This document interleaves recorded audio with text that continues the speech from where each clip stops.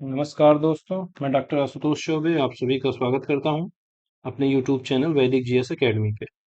दोस्तों, हम लोगों ने यूपी पीसीएस 2023 प्री का क्वेश्चन डिस्कशन किया था और लगभग 100 क्वेश्चन जो है हम लोगों ने देख लिए थे। आज जो है हम अपना अगला 50 क्वेश्चन जो है वो देखेंगे।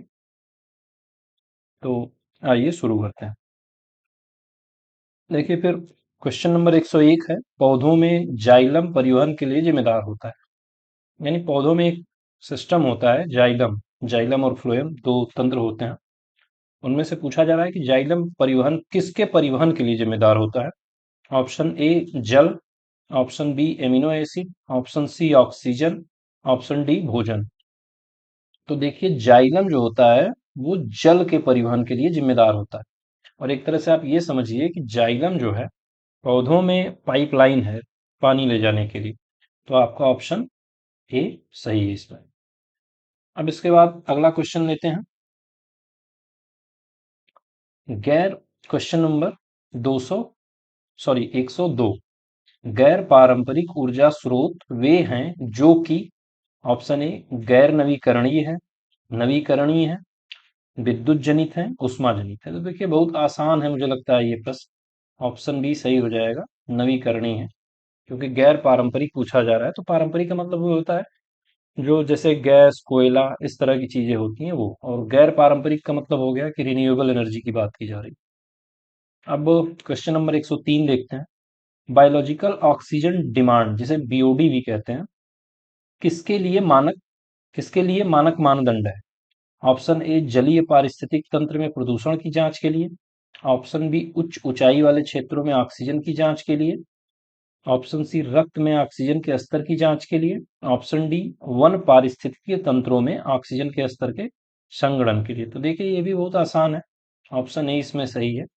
ये बीओडी जो होता है वो जलीय पारिस्थितिक तंत्र में प्रदूषण की जांच के लिए होता है। यानी अगर किसी भी जल निकाय में बीओडी डिमांड ज्यादा होती है तो मतलब ये हो गया कि वो जल जो है दूषित है, और जहां बीओडी कम होगा मतलब जल जो है शुद्ध होता है। तो ये बहुत सिंपल क्वेश्चन है, और मुझे लगता है कि जो इन्वायरमेंट के क्वेश्चन है वो काफी आसान पूछे भी जाते हैं। अगर आप जो है इसमें मिलान वाले क्वेश्चनों को कर ले गए और जैसे तिथियों के बारे में वो आपको बेसिकली याद है और कुछ कॉन्सेप्ट याद है, तो मुझे लगता है कि जो इन्वायरमेंट का सेक्शन है वहां से क्वेश्चन गलत नहीं होते हैं, और ये बड़ा ही फ्रूटफुल सेक्शन है यूपी पीसीएस के लिहाज से। अब आइए अगला क्वेश्चन देखते हैं। जलीय पौधा जिसे प्रायः जल प्लवित धान के खेत में जैव उर्वरक के रूप में प्रयोग में लाया जाता है वो है। Option A Lemna, option B Azolla, option C Wolffia, option D Trapa. तो देखिए, अजोला जो होता है बीजीए है, ब्लू ग्रीन एल्गी, और ये आपका ऑप्शन बी सही हो जाएगा। अजोला का यूज होता है हरित खाद के तौर पर। फिर क्वेश्चन नंबर 105 है, निम्नलिखित में से किसे हंसी पैदा करने वाली गैस के रूप में जाना जाता है। यानी देखिए, इसको लॉफिंग गैस भी कहते हैं।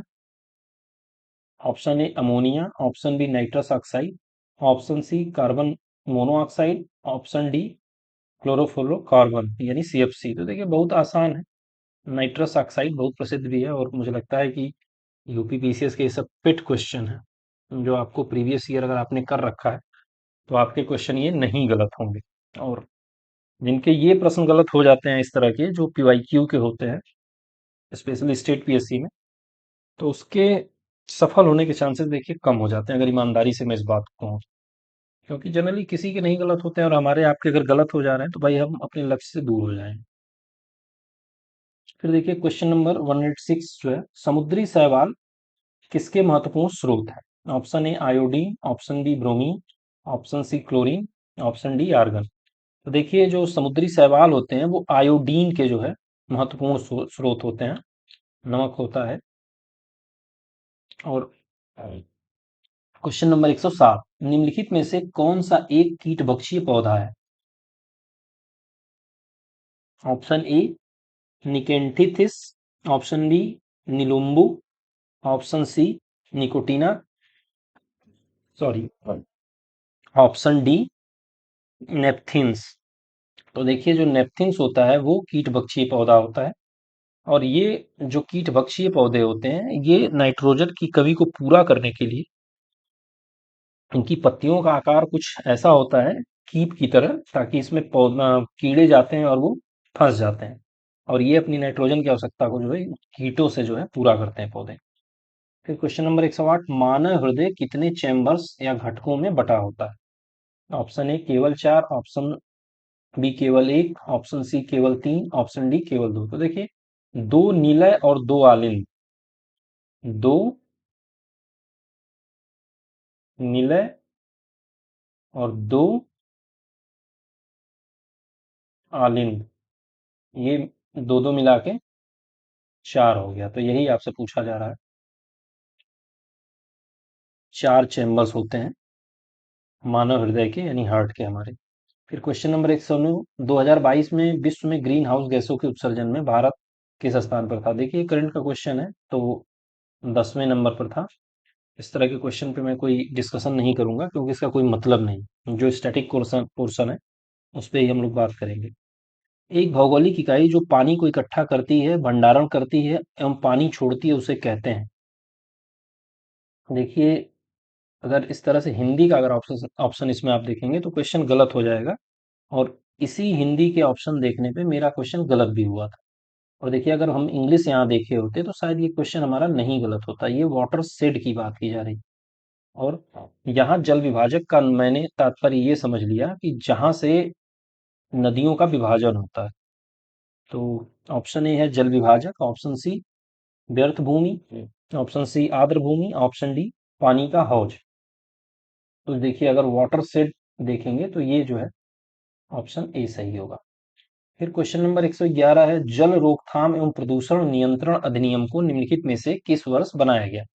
Option A 1974, option B 1975, option C 1976, option D 1977। देखिए, इस तरह के क्वेश्चन जो है बहुत करीब होते हैं, और जनरली हमें इनके ऑप्शन ढूंढने में बड़ी दिक्कत होती है। तो कोशिश ऐसा करिए कि इस तरह के जो महत्वपूर्ण अधिनियम हैं पर्यावरण से जुड़े, या आपके इतिहास में, या पॉलिटी में, ज्योग्राफी में, ऐसी तिथियों को याद कर ले जाइए। और एक दो बार अगर आप याद कर ले जाते हैं तो इसमें बड़ी आसानी होती है कि आपको एलिमिनेट करने में फिर आसान होता है। तो इसमें ऑप्शन ए 1974 है, ये सही। फिर अगला क्वेश्चन है, लोटिक पारिस्थितिकीय तंत्र का उदाहरण है। ऑप्शन ए दलदल, ऑप्शन बी तालाब, ऑप्शन सी नदी, ऑप्शन डी धसाऊ क्षेत्र यानी मार्सी एरिया। तो देखिए, जो लोटिक पारिस्थितिकी तंत्र होता है उसमें एक बहुत सिंपल सी बात मैं आपको बता दूं, कि लोटिक यानी लोटते हुए, अगर इसको आप समझिए कि जो लोटते हुए बढ़ता हुआ आगे, तो नदी जो है प्रवाहमान है। तो ऐसे प्रवाहमान पारिस्थितिकी जलीय पारिस्थितिकी तंत्र को ही लोटिक कहा जाता है। तो ऑप्शन आपका इसमें देखिए, दलदल प्रवाहमान नहीं है, तालाब भी प्रवाहमान नहीं है, और मार्सी एरिया भी प्रवाहमान नहीं है। नदी क्या है, वो चलायमान है, यानी नदी का जल जो है वो प्रवाहमान है। तो इसलिए ऑप्शन सी सही हो जाएगा इसमें। फिर अगला प्रश्न लेते हैं, भारत का प्रथम national centre for marine biodiversity स्थित है। देखिए, ये प्रश्न जो है आरओ में शायद पूछा जा चुका था 21 में, और फिर देखिए इस प्रश्न को यूपीपीसीएस 2023 में पूछा गया, और ये प्रश्न जो है मेरा गलत हो गया है। तो इस तरह के पीवाईक्यूज अगर गलत होते हैं तो एग्जाम में फेल होने के जो चांसेस हैं वो निश्चित तौर पर बढ़ जाते हैं। तो पूरी कोशिश करिए कि ये ना गलत हो। Option A Mumbai, option B Jamnagar, option C Bhavnagar, option D Puducherry. तो देखिए, ये जामनगर में स्थित है। निम्नलिखित में से प्राकृतिक रेशम एक घटक निम्नलिखित में से प्राकृतिक रेशम का एक घटक कौन है? Option A phosphorus, option B nitrogen, option C magnesium, option D potassium. तो देखिए, नाइट्रोजन जो है प्राकृतिक रेशम का घटक है। अगला क्वेश्चन देखते हैं, रेगिस्तान में आवास करने वाले जानवर कहलाते हैं। ऑप्शन ए वृक्षवासी जानवर, ऑप्शन बी स्थलीय जानवर, ऑप्शन सी बिल बनाने जानवर, ऑप्शन डी मरुद्भिद जानवर। तो देखिए, बहुत आसान है, मरुद्भिद कहलाते हैं। अगला क्वेश्चन देखिए, देखते हैं, कुछ व्याधियां हैं और रोग कारक हैं। तो इसको ऐसे सीधे देख लेते हैं। पेप्टिक व्रण जो है, मतलब पेप्टिक अल्सर। अब देखिए, व्रण जो है ऐसा शब्द है कि हमें सुनने को ही नहीं मिलेगा हिंदी में इस तरह से। तो यहाँ पे आप अल्सर देख सकते हैं। अल्सर इतना पॉपुलर है कि हमें याद रहता है। तो ये वायरस की वजह से होता है, यानी विषाणु की वजह से होता है। पिलपांव या हाथी पांव कृमि की वजह से, मलेरिया प्रोटोजोआ की वजह से, और डेंगू जो है विषाणु की वजह से होता है, बैक्टीरिया की वजह से। तो ये आपका सही हो जाएगा। फिर पोषक स्तर बनते हैं खाद्य श्रृंखला में जीवों के संबद्ध होने से, केवल पौधों से, केवल जंतुओं से, केवल मांसाहारी जंतुओं से। तो देखिए ऑप्शन ए सही होगा, खाद्य श्रृंखला में जीवों के संबद्ध होने से सीरीज जो है, श्रृंखला, वो बनती है। क्वेश्चन नंबर 118, राष्ट्रीय उद्यानों में आनुवांशिक विविधता का रखरखाव किया जाता है। ऑप्शन ए इन सीटू संरक्षण द्वारा, ऑप्शन बी एक्स सीटू संरक्षण द्वारा, ऑप्शन सी जीन पूल द्वारा, उपयुक्त में से कोई नहीं। तो देखिए जो नेशनल पार्क होते हैं वो इन सीटू कंजर्वेशन द्वारा जो है आनुवांशिक विविधता को बनाए रखा जाता है। फिर 119 है, भारत के किस भाग में हंगुल नाम का हिरण पाया जाता है? Option A Kerala, option B Assam, Rajasthan, option C Rajasthan, option D Jammu Kashmir. तो देखिए जम्मू कश्मीर दाचीगाम रिजर्व जो है वो हंगुल हिरन के लिए प्रसिद्ध है। तो ऑप्शन डी सही हो जाएगा। फिर निम्नलिखित में से कौन सा बायोडिग्रेडेबल प्रदूषक नहीं है? देखिए ऐसे प्रश्नों को आप घेर लिया करिए, है नहीं है में भी बहुत सारी गलतियां होती हैं। और जो नए लोग होते हैं, मुझे लगता है एग्जाम में अपीयर होते हैं, उनसे ये मिस्टेक्स बहुत होती है, क्योंकि शुरू शुरू में मैं भी एग्जाम देता था, तो है नहीं है में कम से कम 3-4 प्रश्न गलत हो जाते थे, और ऐसा करने में पता चला 2 साल फेल हो गए। तो इससे बेहतर है कि एक बार आप अंडरलाइन करके देख लीजिए। ऑप्शन ए है घरेलू अपशिष्ट, ऑप्शन बी मूत्र, ऑप्शन सी मल पदार्थ, ऑप्शन डी कीटनाशक। पूछा गया है कि बायोडिग्रेडेबल नहीं है, तो निश्चित तौर पर घरेलू अपशिष्ट बायोडिग्रेडेबल होता है, मलमूत्र भी हमारा बायोडिग्रेडेबल होता है। जो कीटनाशक होता है यानी पेस्टिसाइड होता है, ये देखिए बायोडिग्रेडेबल नहीं होता है, और इसीलिए जो है ये जब हम फसलों में इसका यूज करते हैं तो ये फलों के माध्यम से, सब्जियों के माध्यम से ये हमारी आहार श्रृंखला में शामिल हो जाता है, और उसका हमें नुकसान झेलना पड़ता है। फिर अब 121 नंबर देखते हैं, केंद्रीय बजट 2023-24 में कुल परिव्यय में निम्नलिखित में से कौन सा कथन सही नहीं है? तो देखिए करंट का क्वेश्चन है, अब इसमें ऑप्शन डी सही हो जाएगा, सब्सिडी 9% नहीं थी, सब्सिडी ज्यादा होती है, कभी भी 9% नहीं होगी। फिर देखिए यहाँ पे कुछ जनसंख्या सिद्धांत दिए गए हैं और सिद्धांत के प्रतिपादक दिए गए, तो इसको ऐसे देख लेते हैं। उपयुक्त जनसंख्या सिद्धांत देखिए जो है एडविन केनन का है। फिर सामाजिक अपसमायोजन सिद्धांत जो है वो हेनरी जॉर्ज का है। जनसंख्या संक्रमण सिद्धांत जो है वो थॉमसन का है। और जनसंख्या खाद्यान्न आपूर्ति जो 25 वर्ष का आपको माल्थस द्वारा बताया गया है, कैसे जनसंख्या नियंत्रित होती है, तो वो माल्थस का है।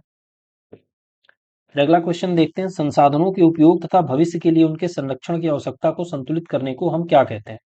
ऑप्शन ए संसाधन संरक्षण, ऑप्शन बी सतत विकास, ऑप्शन सी भविष्य के संसाधन, ऑप्शन डी खपत में कमी। तो देखिए सस्टेनेबल डेवलपमेंट होता है, और खूब पूछा गया है 2023 में इसको, बड़ा इंटरेस्टिंग रहा ये। क्वेश्चन नंबर 124 देखिए, निम्नलिखित में से कौन सा सतत विकास का लक्ष्य नहीं है जिसे 2030 तक प्राप्त करने का लक्ष्य रखा गया है? तो देखिए 17 एसडीजी गोल्स जो हमारे हैं उनको धीरे धीरे आपको याद करना चाहिए, क्योंकि वो मेंस में भी काम देते हैं। ऑप्शन ए लैंगिक समानता, ऑप्शन बी शून्य भूख, ऑप्शन सी स्वच्छता एवं भलाई। फिर अंतरिक्ष अनुसंधान देखिए इसमें नहीं है। अगर आप 1-2 बार कर लेंगे तो ये याद हो जाएगा। तो चूंकि 2030 तक टारगेट है, तो कहीं न कहीं घूम फिर के आपको तब तक ये देखने को मिलता रहेगा एग्जाम में। आइए देखते हैं कथन। देश के पर्यावरण को बनाए रखने के लिए जनसंख्या नियंत्रण आवश्यक है। कारण है जनसंख्या में तीव्र वृद्धि के कारण पर्यावरण संतुलन बना रहता है। देखिए ये सीधे गलत हो जा रहा है, बहुत सिंपल है कि कथन ए सत्य है किंतु आर जो है वो असत्य है। अगला क्वेश्चन देखते हैं, 2022-23 के लिए गरीबी उन्मूलन के लिए अंतर्राष्ट्रीय दिवस का विषय था। तो देखिए ये भी करंट का ही है, व्यवहार में सभी के लिए गरिमा। फिर अगला क्वेश्चन है, आर्थिक विकास में मानव संसाधन का योगदान के संदर्भ में निम्नलिखित कथनों में से कौन से सही है? कथन एक, आर्थिक विकास का जनसंख्या वृद्धि पर प्रभाव। कथन दो, जनसंख्या वृद्धि का आर्थिक विकास पर प्रभाव। तो देखिए दोनों जो है प्रभाव डालते हैं, इसलिए एक और दो दोनों सही हो जाए। अब अगला क्वेश्चन लेते हैं, भारत में जनगणना का कार्य सर्वप्रथम कब किया गया था? ऑप्शन ए वर्ष 1950, ऑप्शन बी वर्ष 1861, ऑप्शन सी वर्ष 1871, ऑप्शन डी 1881। तो देखिए ये तो 72 होना चाहिए और ये रेगुलर जो है 81 से शुरू हुई। तो ये प्रथम पूछा गया है, इसलिए आपका ऑप्शन सी सही हो जाएगा। फिर देखिए एसडीजी की अभी मैं चर्चा कर रहा था, देखिए पूछ दिया है एसडीजी क्रम वाइज। एसडीजी 10 क्या है? असमानता में कमी। 13 क्या है? जलवायु क्रिया। 14 क्या है? पानी के नीचे जीवन। और 15 क्या है? जमीन पर जीवन। तो ये आप याद कर लीजिए। फिर question number 130, the challenge of world poverty पुस्तक किसने लिखी? ऑप्शन ए एडम स्मिथ, देखिए कट जाएगा, इस तरह की बुक एडम स्मिथ द्वारा नहीं लिखी गई। Option B Gunnar Myrdal, option C Amartya Sen, Jean Dreze या जॉन ड्रेज कहते हैं। देखिए ये गुरनार मिडलर की किताब है, द एशियन ड्रामा, इनकी एक प्रसिद्ध रचना है एशियन ड्रामा।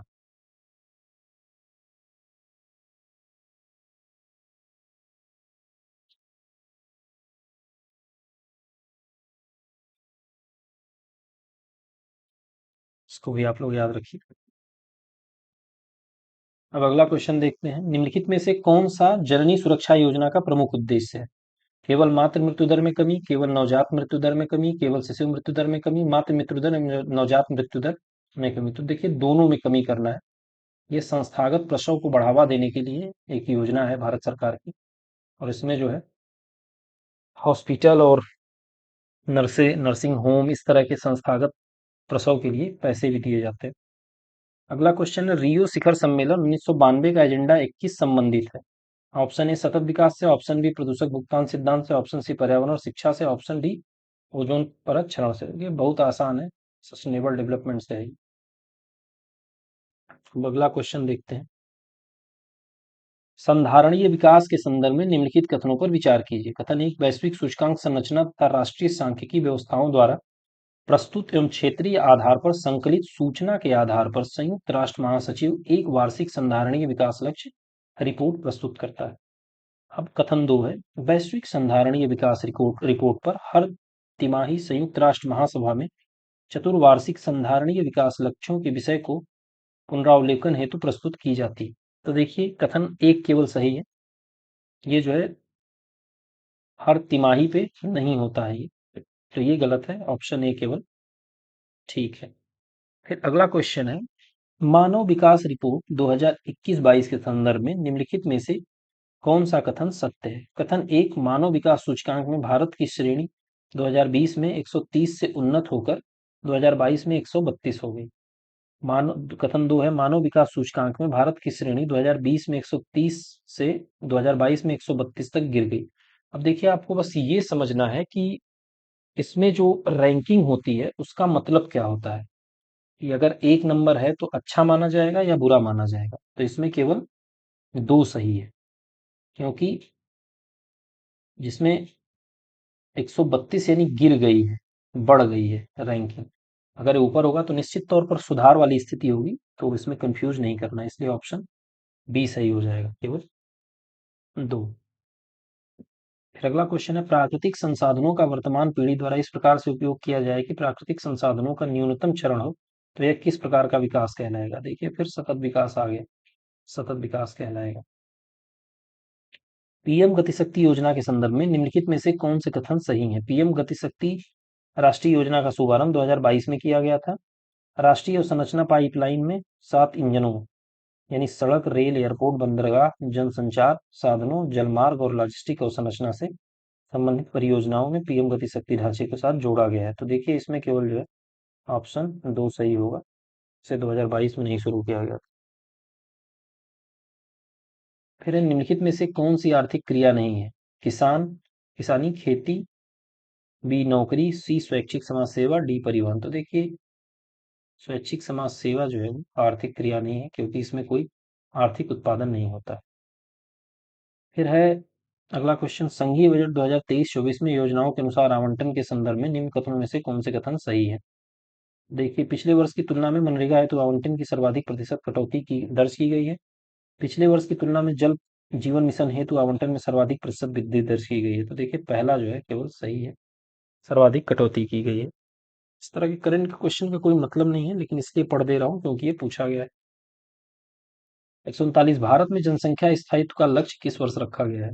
ए 2045, बी 2070, सी 2075, डी 2080। तो देखिए पहले 45 ही थी, बाद में इसे बढ़ा के 2070 कर दिया गया है, तो ऑप्शन बी सही हो जाएगा।